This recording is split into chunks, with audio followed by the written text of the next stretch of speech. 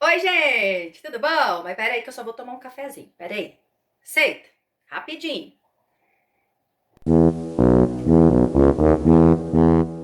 Fala, galera, aqui é a professora Patrícia de Ciências. Eu vou começar a gravar vídeos curtos sobre o tema da aula de vocês, do ano de vocês, tá? Então, para iniciar a nossa conversa, vamos fazer revisão de alguns conceitos. Então, vamos lá. O que são seres macroscópicos e seres microscópicos? Então, macroscópicos são aqueles que dá para enxergar a olho nu, são visíveis a olho nu. Isso aqui é um olho, tá? Não parece, mas é. E seres microscópicos são aqueles que você não consegue enxergar a olho nu, então você vai precisar de ajuda de um microscópio. Por exemplo, de macroscópio, que dá para enxergar cachorro, gato, pulga, carrapato, por exemplo, caneta, né? Os objetos que você consegue enxergar. É tudo macroscópico. Agora, aquilo que você não consegue ver, mas existe, por exemplo, aquela bactéria que causa certa doença, aquela levedura que faz a fermentação do álcool, que precisa de um microscópio para poder enxergar, analisar, são seres microscópicos. Então, agora, o que são seres bióticos e abióticos? Então, vamos lá. Bióticos. O bio significa vida. Então, são seres que possuem vida, que têm vida.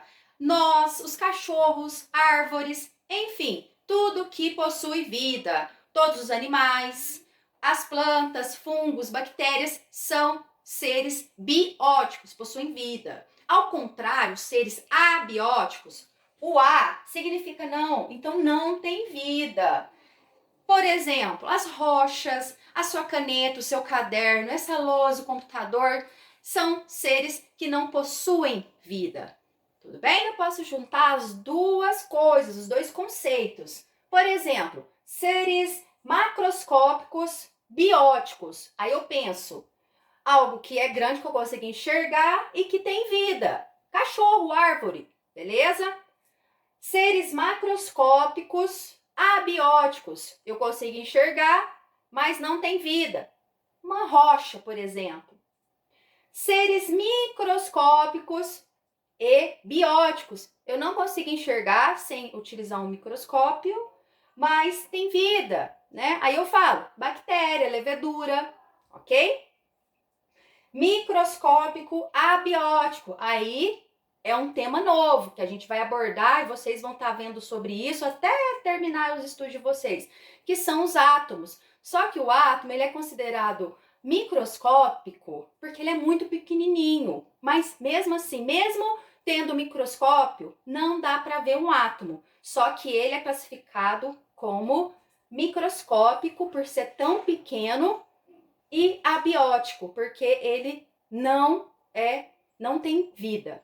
Então, pessoal, vocês perceberam que eu apaguei aqui os seres e coloquei estrutura. Eu prefiro trabalhar assim, porque quando você coloca seres, dá a entender que é um todo. Por exemplo, ser vivo. Você está falando do cachorro por inteiro. Você está falando daquele ser humano por inteiro. Porém, quando você fala estrutura, você pode trabalhar as partes menores que constituem aquele ser. Por exemplo, Patrícia, sou constituída de células, de órgãos, então eu consigo classificar também essas estruturas menores dentro dessa classificação que eu passei para vocês. Por exemplo, o meu pulmão, ele é macroscópico, porque eu consigo enxergar, e biótico, porque tem vida, é constituído de células, ok?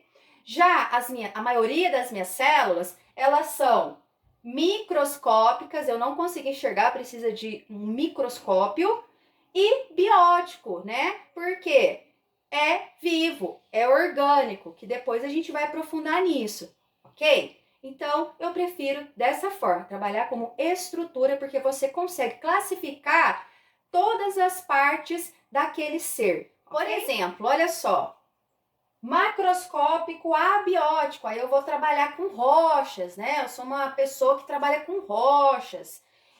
Então, eu vou trabalhar com estruturas macroscópicas abióticas. E se eu quiser saber a constituição daquela rocha? né? Aí eu vou entrar já nos átomos que constituem aquela rocha, que já são microscópicas, abióticas, né? O átomo não dá para enxergar, porém ele é classificado como microscópico porque é muito pequeno, ok? Então, com estrutura dá para você trabalhar todas as estruturas que constituem aquilo. Até se eu quiser trabalhar o átomo, o que tem dentro do átomo, eu consigo trabalhar também, né? Aí eu vou aprofundar a constituição atômica, que já é o universo subatômico, os elétrons, os prótons, os neutrinos, os quarks e etc. Ok? Então, estrutura é uma forma muito mais prática de estar trabalhando e classificando esses conceitos. Ufa, aqui. Galera, tá terminando o primeiro vídeo, tá? Graças, eu vou até tomar um café aqui. Vocês aceitam? Toma um café aí, gente, porque vai entrar, ó, átomos. Então, eu já vou encerrar esse vídeo já dizendo que vamos iniciar esse universo aí atômico que, cara, é o miolo de Goiás. Então, toma seu cafezinho aí.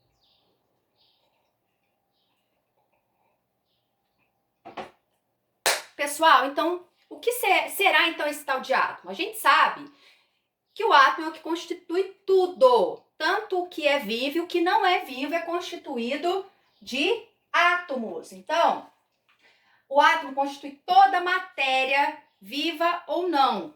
Então, a caneta é uma matéria não viva, é constituída de átomos. Eu sou uma matéria viva, eu sou constituída de átomos também. Tudo certo?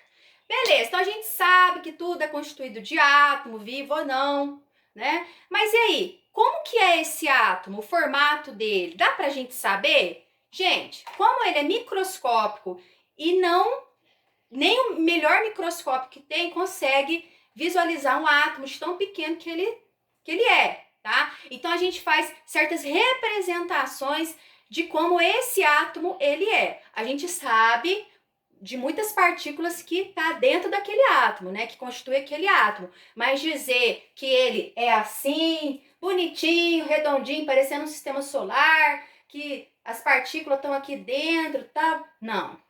Isso não. Isso aqui, essa forma que eu estou mostrando, é uma forma proposta por Rutherford apenas para mostrar que o átomo ele apresenta uma carga positiva no seu núcleo, tá? Então, aqui, ó, o próton que está em mais, ele é a carga positiva.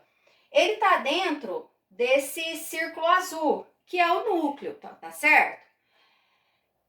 O átomo também, ele tem essa eletrosfera aqui, ó, que está em vermelho, esse círculo vermelho, onde apresenta essa carga negativa, que é o elétron, tá? Então, é apenas uma forma de dizer para vocês assim, ó, o átomo possui algumas partículas, né?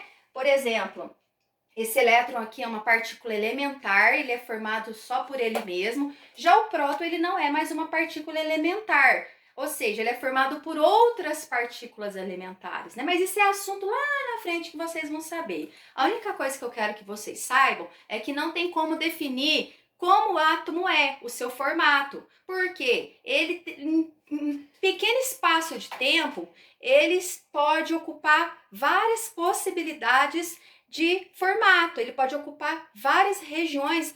Nessa nuvem aqui, existem várias possibilidades para esse elétron poder ficar. Então, não tem como dizer de fato como ele é, tá? Então, é apenas um esquema prático para demonstrar o que tem dentro dele. Então, a existência desse negativo, que é o elétron, e desse positivo, que é o próton, é o que gera a eletricidade, né?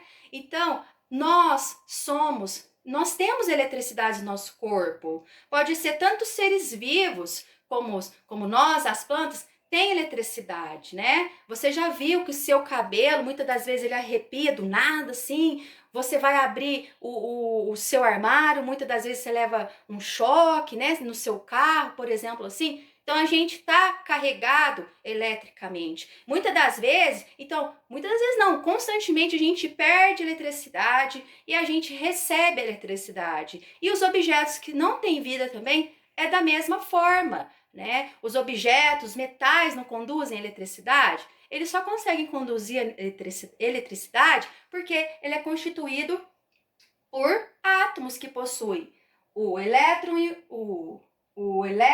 e o próton. E a gente consegue, então, ter todo esse calor, realizar todo esse trabalho que a gente tem, ter vida, também por conta dessas partículas subatômicas que estão aqui dentro, tá? Então, gente, assistam esses vídeos. Eu vou passar algumas perguntinhas sobre tudo que eu falei, né? Bem que eu acho que essas perguntas já estão lá. Vocês devem fazer as atividades que eu postei na semana passada, que é sobre esse tema, tá bom? E depois eu vou gravar outros vídeos para vocês. Um abração. Até mais, beijos e abraços.